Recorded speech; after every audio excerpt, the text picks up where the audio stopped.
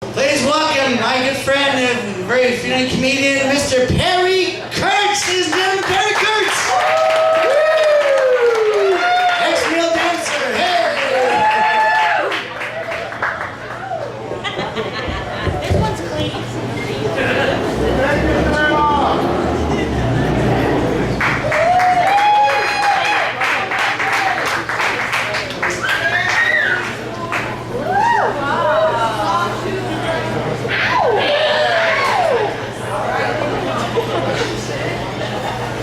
Break the hip. Hey, Max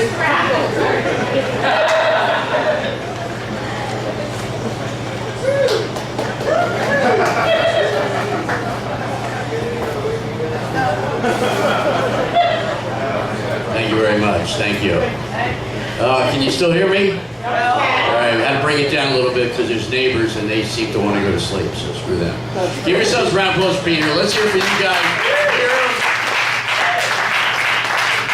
We got a beautiful night in a beautiful place, and right up front we got beautiful women here. These great, beautiful women over here, and a couple ugly guys on the right side. That's nice to separate you.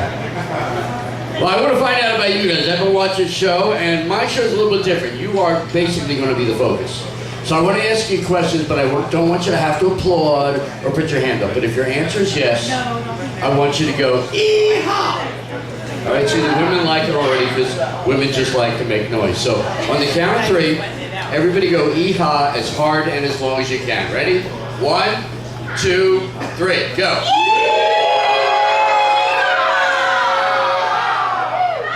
Wow, she sounds rear relieved already. Or just a dog moving around in your lap. That's what that was. Okay. Remember, if your answer is yes, go ee-haw. First question, how many people are seeing me tonight for the first time? Okay, how many have never seen me before? I confused a couple people, all right? How many people are here tonight? Yeah. How many don't know where you are? How many really don't give a shit? See, now I know what I'm working with, okay. Now let's get a little personal. How many people in the past week have had sex? That was a horrible delay there. That was, people are thinking about it. The couple over there, he looks at her, she went, no. If they're still sleeping, that doesn't count. That's not good. Well, thanks for coming right there, okay. I didn't mean to bring that memory back, but I'm glad you could come tonight. Now wipe that off. Yeah, so, my name is Perry Kurtz. I'm a little bit different, first of all. I'm a lot older than most comedians. I happen to be 66 years old. I have all my hair. And I have a 12-year-old daughter. Yeah, the women, see, women all do the same thing when I say that. The eyebrows go all the way to their hairline, and they'll go, ah. Yeah, I got my wife pregnant when she was on the pill. See, I met a woman back in 1990 on the internet, and we wanted to get married, so right there's a reason not to date on the internet. So when I met her, we talked online. Those days we didn't have pictures, we didn't have colors, everything was black and white, and it was really slow.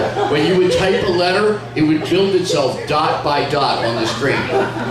It didn't just go, boop, it went, boop, boop, boop, boop, boop, boop, boop, boop, boop, boop, boop. That was the P alone.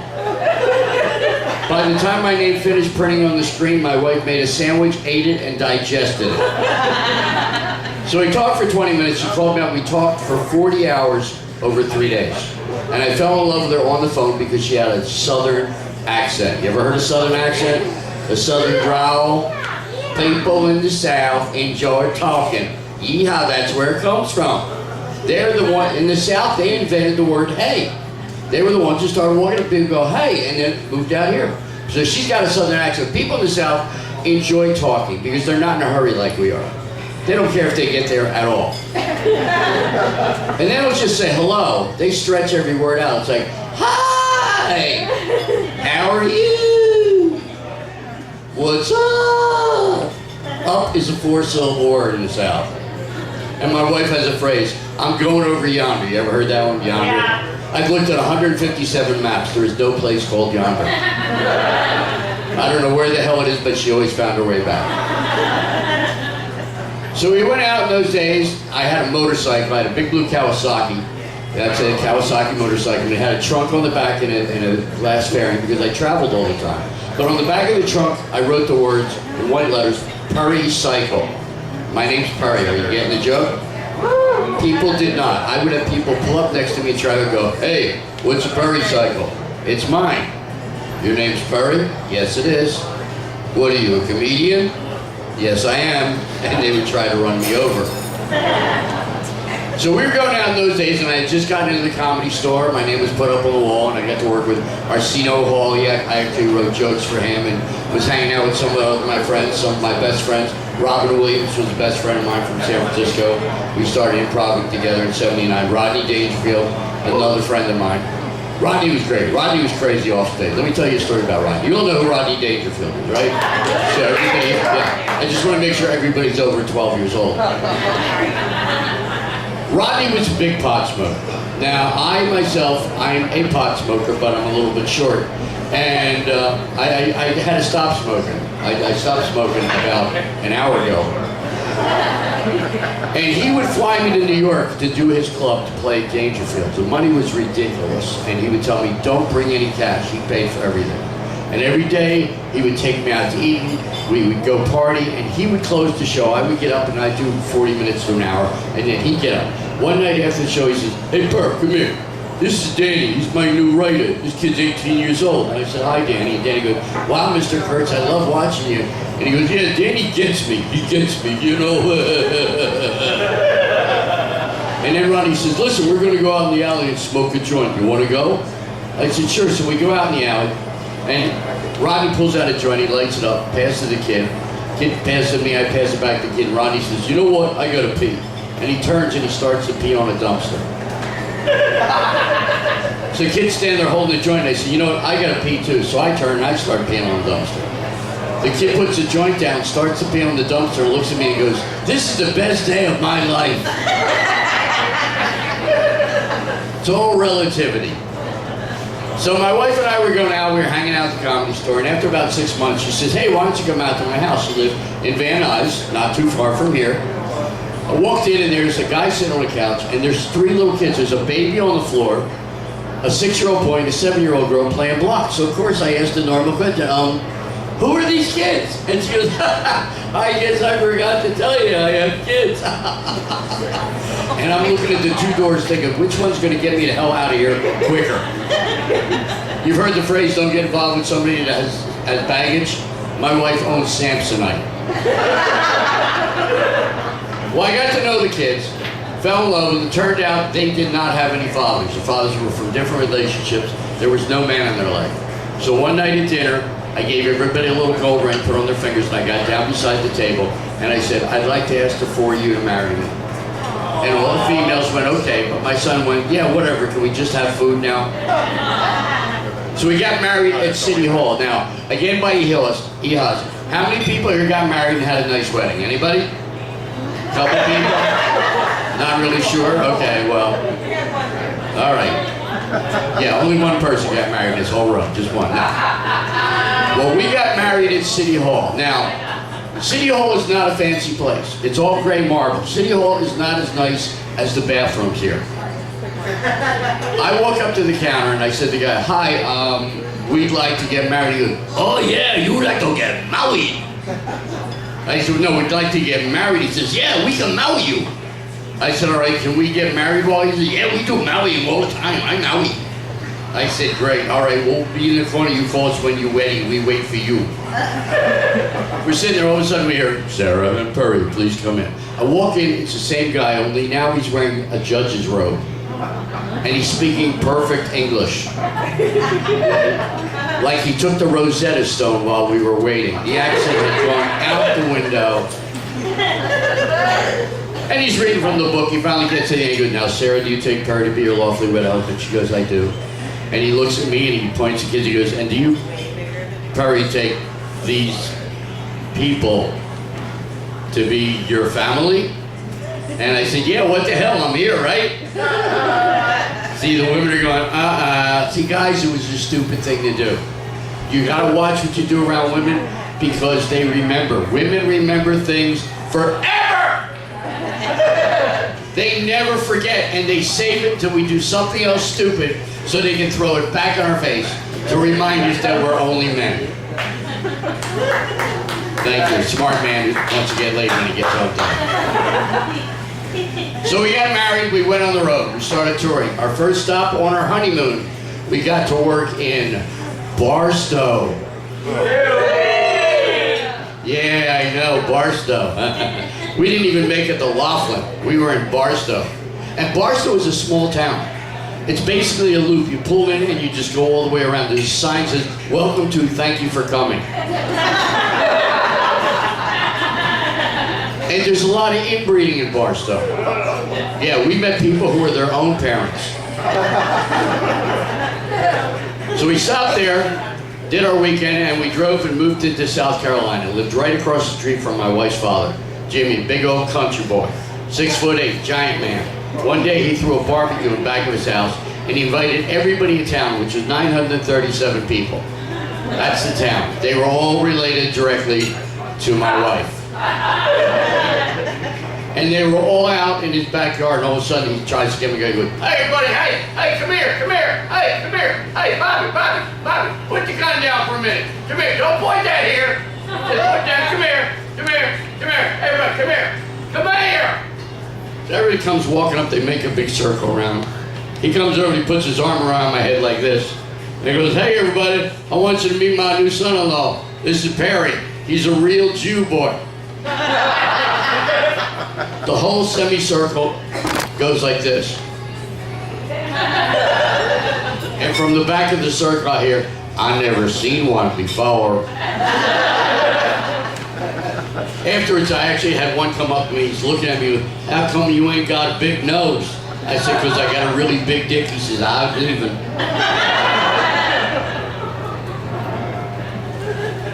So we moved back out here around 93. We were living downtown. And then back in 2003, my wife gave me the shock of my life. See, she wanted kids. I did not. Because I grew up in the 60s. I did a lot of drugs. I must have done my body weight in acid, pot, and mushrooms, I swear to God. So I was afraid that if I had a kid, they'd have distorted chromosomes. You know, they said mess them up. So I thought if I had a child who was born with like an extra finger and an eye growing out of its ear, something weird. So my wife was on birth control. She was on the pill. She takes me in the bedroom, leans back against the door, and crosses her arms. And guys, you know that's a bad thing. So I looked at her and said, great, what did I do this time? And she says, you did good. I said, what? She goes, I'm pregnant. And I looked at her and said, any idea who the father is? Yeah, she didn't laugh either. She looks at me and goes, that's one, don't push your luck. And I said, are you sure? She said, I'm pretty sure. I went, wow, I can't believe it. And she said, well, get ready. So she walks out of the room and I sit down on the bed. And I start freaking out. I never imagined that I would have a child. I've been a comedian since 1974, never had a day job. I'm out every night in clubs, constantly. And now I'm gonna have a baby. And I sort of grew into it. And I watched my wife grow into motherhood. I watched her grow and grow and grow and grow. She gained 110 pounds. Yeah. She was so round, if you pushed her sideways, she would eventually roll back to a standing position.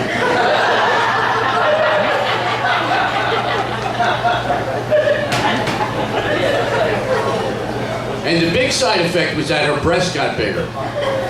Now you're saying, oh, that's not a bad. No, it was. My wife had big breasts. Her breasts were 45 triple G's. Oh, shit. Each one was the size of a soccer ball. Her breasts are so big that she has smaller breasts orbiting around them.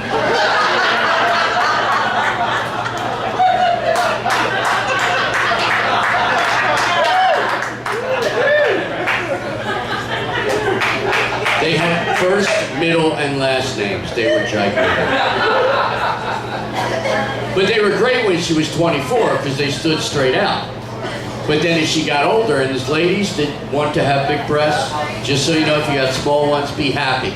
Because when you got big ones, gravity grabs them and stretches them and stretches them. When my wife sits and her legs are out like this, they come down here, they roll out on her leg like a water balloon.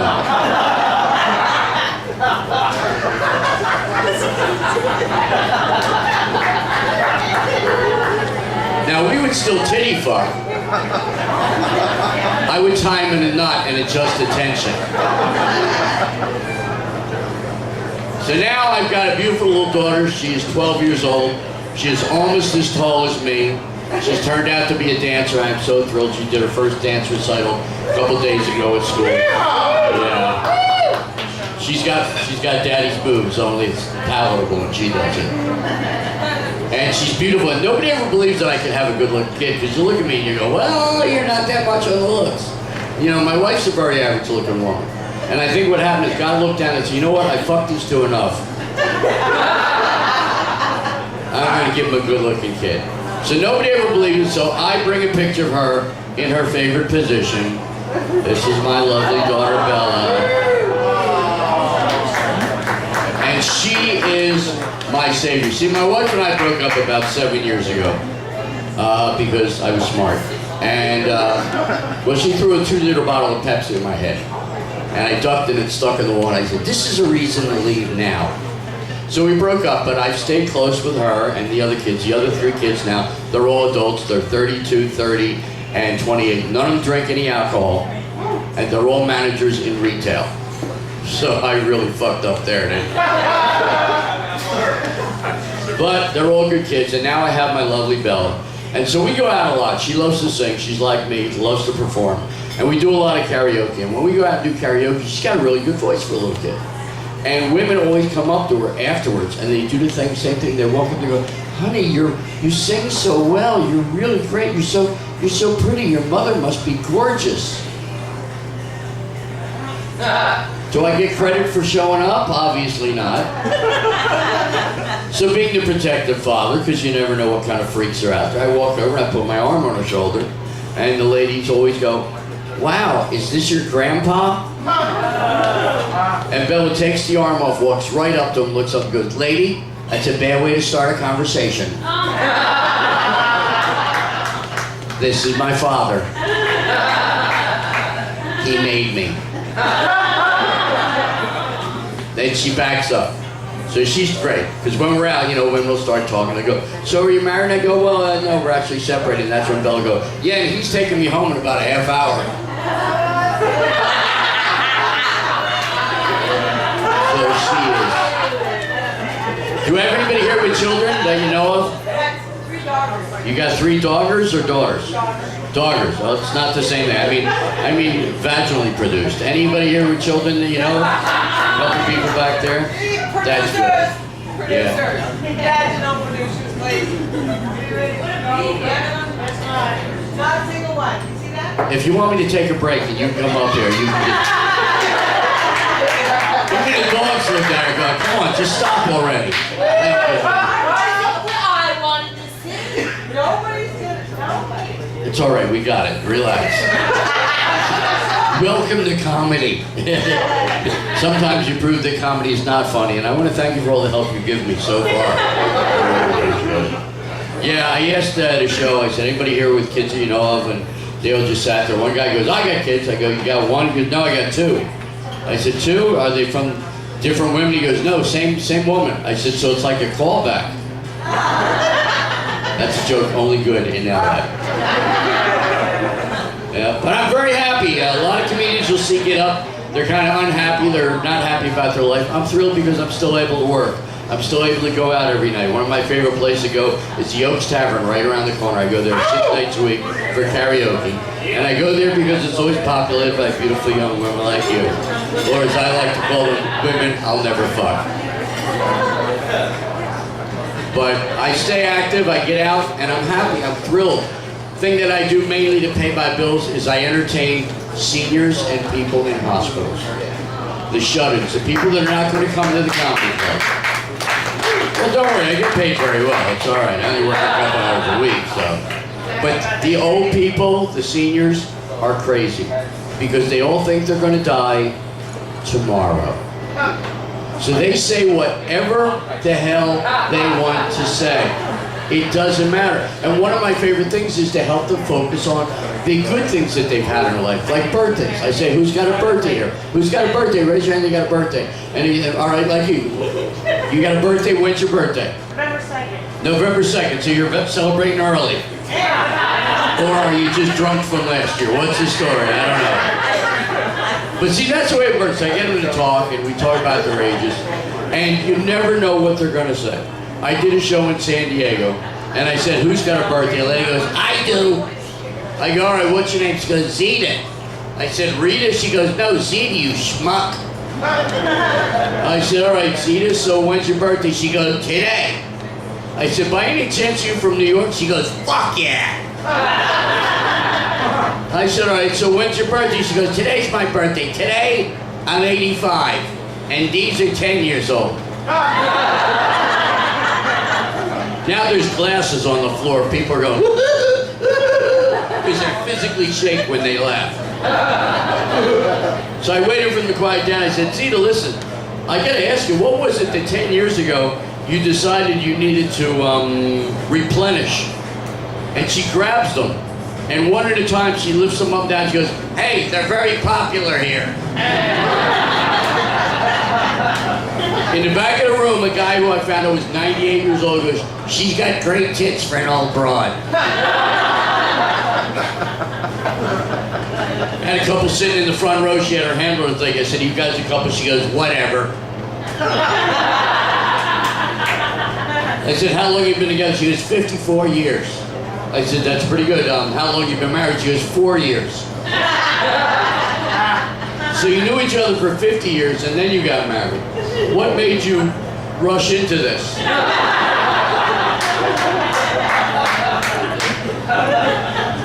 She looks at her husband and says, we were waiting for our spouses to die.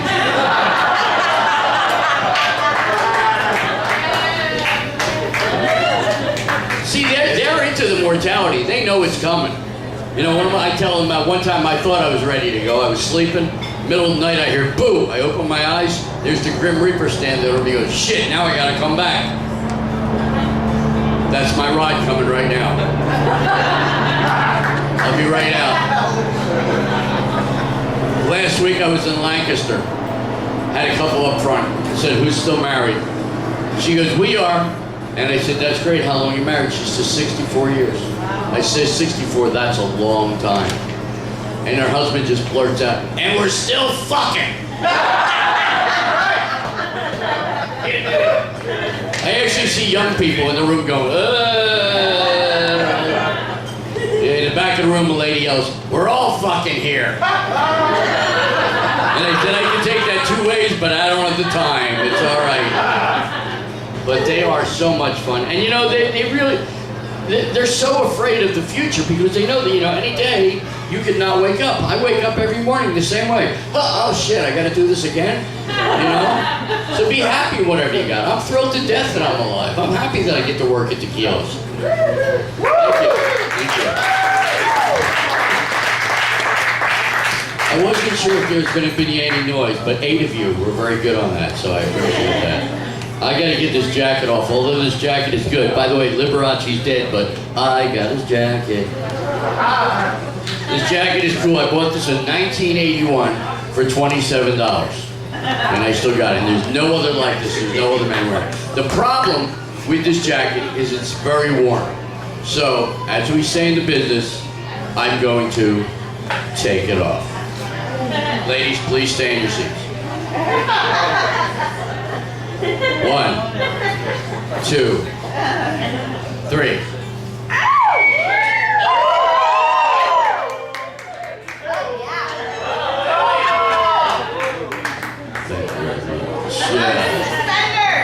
You like the suspenders? Me too, they keep my pants up. This is fun for me. Yeah, and I got these are called camouflage. And once I got them, 3 times a week, a woman will walk up and they'll touch them. And I go, what, you couldn't see it? They always say the same thing, well, it's camouflage. You're a comedian, right? I go, yeah, but I'm not using that joke, that's for sure. But like I said, I'm happy to be alive. I get to travel. I've been around the world. I played military bases in Japan, which is kind of neat because over there I was small. And I work all over the country, and I work a lot here. I'm at the Comedy Store a lot, but the senior shows, they're just so much fun. Now, the other end of the spectrum is the convalescent hospitals. People in wheelchairs. I play rooms where everybody's in a wheelchair. They have been wheeled into the room, and most of them don't even know they are in the room. They're sitting there looking at their nails. One lady's tearing a tablecloth apart going, "It's dirty in here." Ah, and she's right next to me. Worst is when they snore, because they do. I had a lady in the back of the room, and all of a sudden she starts going.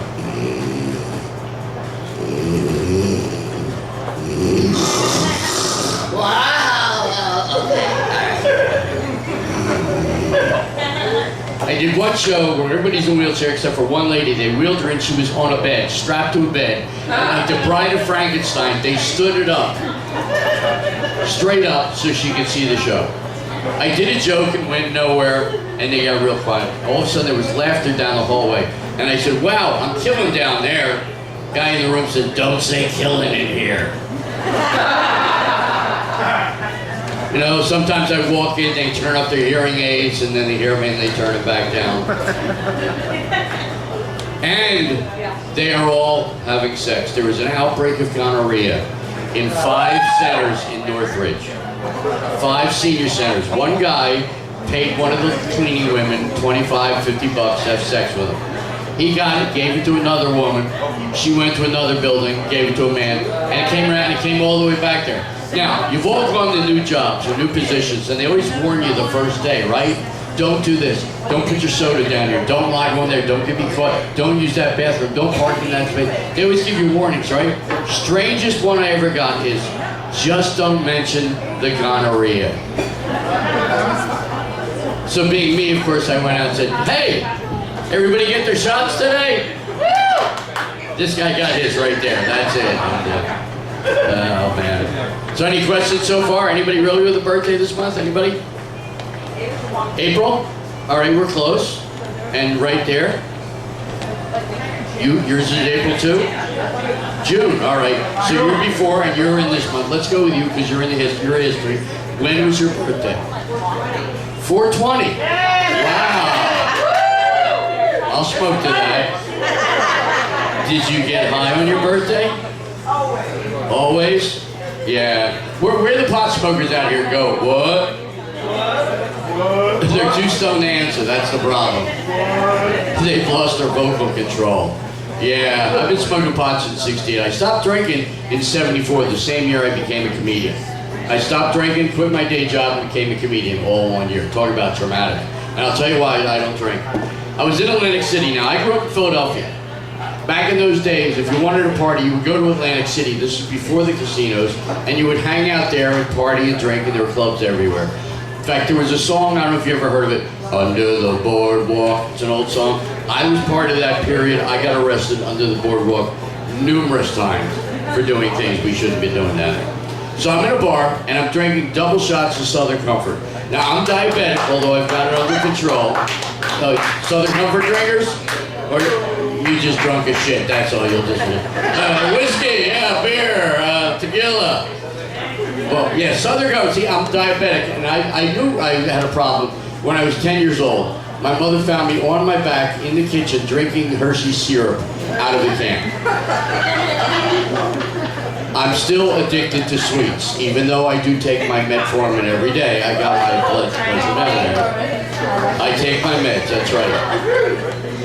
So I'm drinking Southern Comfort. Now, I started out drinking a couple years before that, and I learned that Southern Comfort is very sweet. It's also very strong. This is the stuff that killed Janis Joplin, and she was almost a man. Well, I'm drinking double shots, chased with a Coke, no ice. Drink 2 shots, all of a sudden the big cowboy trucker comes in and sits down and goes, "Damn, look at this, a little man like that drinking all that. Think you could drink more, little man?" I said, "If you're buying," he says, "I'm buying." And I moved a little bit. He bought me 6 more double shots of Southern Comfort. That's 3/4 of a bottle. Now, I'm a little guy. I'm a little under 6 feet tall. I'll tell you when it's a fucking joke. And I just chugged it. And when you drink it that much all at once and on an empty stomach, I got polluted. Just instantly loaded. He got up and left, and I figured I was going to get up and leave. And as I got up, I turned into liquid mercury and slowly slid to the ground.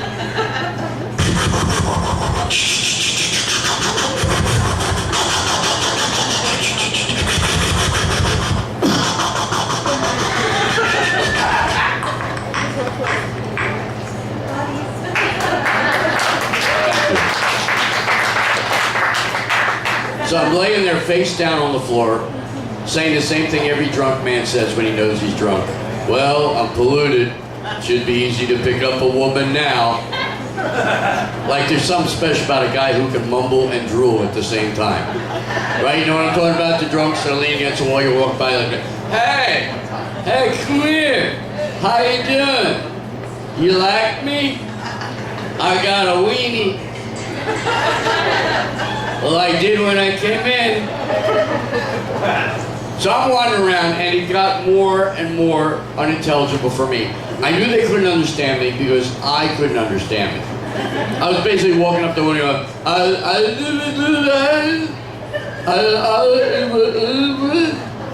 and one woman went.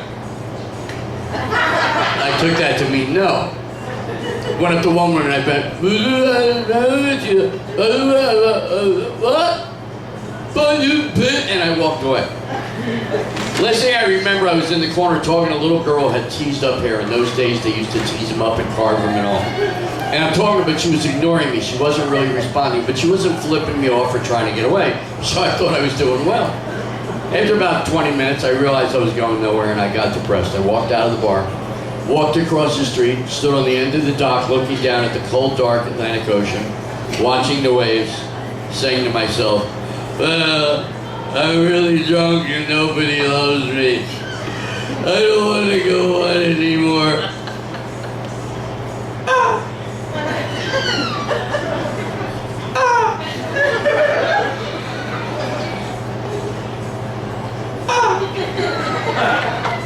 I'm gonna kill myself.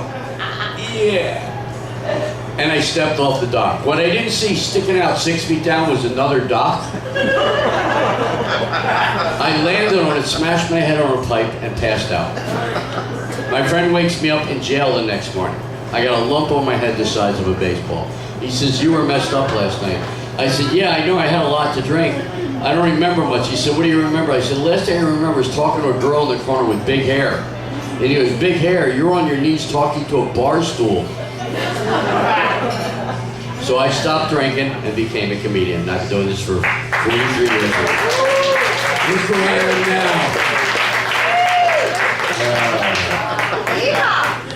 Yeah, I mean, look, you gotta pursue your dreams. That's a problem that we have in America. We don't think things are important enough. But I've raised my kids and I believe that if something is important enough, it really means enough to you, whatever it is, you will find a way of doing that. I am planning on growing in the next couple of years. Right now, I can grow almost 6 inches in a couple of minutes.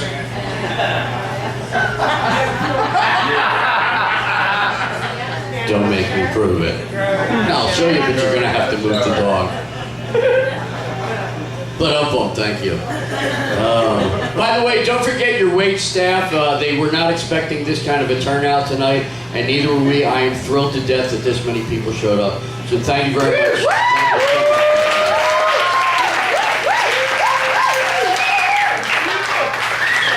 We're going to try and do this again when I come back. I will be showing my Love Connection video. I was on Love Connection in '85. And look that up. The funniest Love Connection ever with Perry Kurtz. Got 220,000 views. But more than that, I have one video. Anybody got their phone handy besides everybody? Okay, you got your phone out. Look up drinking beer and smoking cigarettes. Just Google drinking beer and smoking cigarettes. A guy named Jean Lajoie on a show called I forget what it's called. Right, it's on there. Anyway, he saw me rapping one night, and I'll show you what I do there. But he saw me and he put together this video for me, and it seems to be doing rather well. Did you find it? How many views does it have? 2 million views. I will. I will. Can you imagine, any idea what it's like being 66 years old and having a video with 2 million views? I have teenagers walking up to me and go, "You're the beer and cigarettes guy! You're rad!" And I go, "Get away from me, you freak." But like I said, you gotta enjoy yourself. I'm getting ready to leave town. I'm gonna be flying. Next week I'm going to see my mother. My mother is 85 years old, and I am pretty sure she has got dementia. The reason I say that because when I call her up, she's not sure who it is. I go, "Hi, Mom." "Who's this?" "This is Perry." "Perry? I have a son named Perry." "Yeah, Mom, this is Perry. This is your son." "Okay. Who's calling?" "Mom, this is Perry." "Perry? Is Perry there?" "Mom, this is Perry. I'm your son." "Okay, but who's calling?" "Mom, I have a brother named Victor." "You know Victor too?" So I skip right past it. I go to the immediate things. I go, "Did you eat today?" And her answer is, "Wait, let me look in the sink." And my mother is a little tiny woman. She was 4'11". Now she's 4'10". Because when you get older, you sort of shrink. Now she looks like a question mark. But all her life, she said red hair, a round face, big cheeks. And people have told her that she looked like Debbie Reynolds. And then when Debbie Reynolds died, she called me up and said, "Perry, Debbie Reynolds is dead. Now who the fuck do I look like?" I said, "Burt Reynolds." She's cool. She go, "I fuck him." That's the way my mother is. She's great. Anybody here with parents? All right. How many people are still here? All right. Good group. You know, I'm going to do a couple different things. What I want to do right now is a fun thing. It's called improvisation. Now, people say improv is hard. Improvisation is not hard. Improvisation is basically following a logical thread. When you have a conversation with somebody, you are improvising. So what I need is a female volunteer to come up here and help me out. I won't embarrass you, and I promise you'll have the most fun you've ever had in 5 minutes. Can I get it? No, you can't. Lady in the front, I was going to ask you. All right, let's get her up here.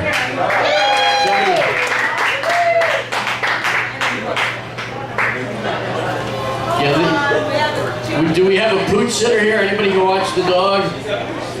She is a pooch. Oh, you're a pooch. So it's not even your dog? It is her dog. Oh, you're a pooch sitter. All right. Now, okay. Now, what's your name? Desiree.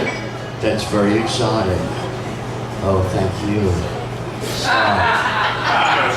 We gotta go, folks. Something just popped up. All right. Now, what we're gonna do? I'm gonna tell a story, and you're gonna help me by standing in back of me, and you will be my arms. So you slip your arms through underneath my arms. Slip through. There we go. Now, oh, you're firm. Okay, now remember, you want to act out what I say. You're my hands and my arms. So like, if I were to say hello, hi. Very good. That's what you want to do. So just relax. That's good. That's it. Loosen up and play with it. It'll be a lot of fun. All right. Stop. So this morning I was laying in bed sleeping with my hands under the pillow. There we go. I was laying on one side. And then I put the other hand under the pillow. All of a sudden my alarm went off. It scared me and I jumped. And I reached over and I shut off the alarm, beat the shit out of it, and I got up out of bed and I stretched a little bit. I really stretched that one there. And then of course I scratched myself.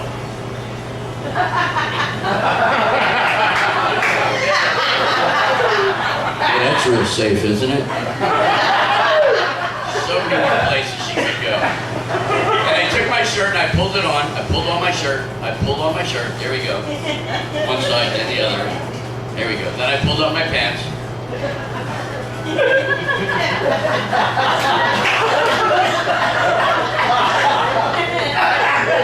And I just left the zipper open for no apparent reason. Hey, it's much cooler that way. Cool, all right? Yeah, I don't know what that was. I couldn't see it. But it felt kind of neat. I thought I was like walking down the hall. There we go, real dorky like. And I go into the kitchen, I take the pancake mix and I pour it in the frying pan. Okay, just one big pancake and a little one on top, then a big one on top, and then another one, and that's enough. Okay, that's and one more. And then a little bit more. And I was finally done, and there was a big pile of pancakes.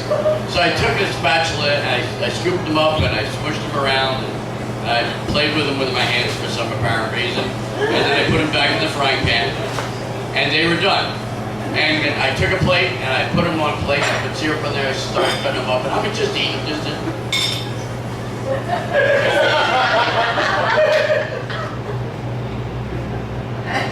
sometimes I eat with my fingers, sometimes I use a fork, you never know. So I get done eating, I felt really full. Oh my stomach, there it is. And I felt like I was gonna throw up, you know, just like, ugh. It's always good when you give your face a direction. I'm just waiting to get stabbed again by a fingernail. So I call up the doctor, he says, get down here right away. So I hang up the phone, there we go. It was an old phone, it was actually on a cradle. And I'm driving down to the doctor's office. On my motorcycle. There we go. And I'm revving the engine. She's ripping a bike, she knows where it is too, that's great. As I'm driving, some guy cuts me off and I get really pissed and I figure I'll show him just how angry I am. So I showed him how angry I was. There we go. She may not know how to cook, but she knows how to drive. So I get to the doctor's and I screech to a halt. I always pop a wheelie when I stop. And I go to the doctor, he said, well, I need one more thing. I said, what's that? He said, can you fill up this cup? I said, okay. So I took the cup in my left hand, and I pulled down my zipper, and I took it out, and I filled up the cup. I think we've gone as far with Desiree as we need to. How about a round of applause for my talented assistant, the lovely Desiree. That's at the end. She wasn't sure where to go on that one. Like, what I like is that your hand like this. Give me a lot of fucking credit. Because it's only 3 inches. Most women don't like it that thick. But they usually sit right up front. So, alright, now I'm going to give you something a little bit different. I have my axe, as we call it in the show business. This is called a keytar. You may remember these, they're 25 years old. What makes them great is you turn it on, hit a button, and you're playing rhythm and blues.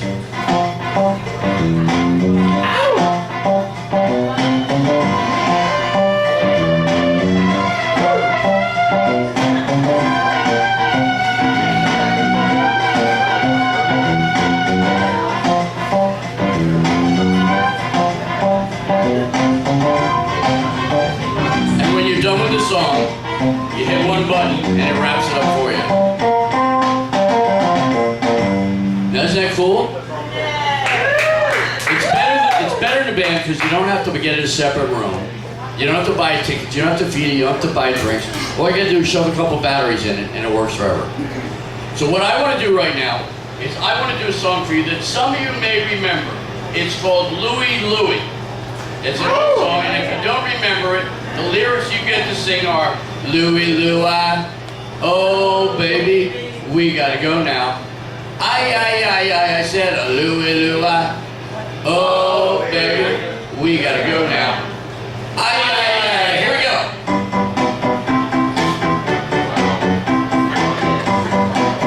For anybody who's on mushrooms or been to a rave.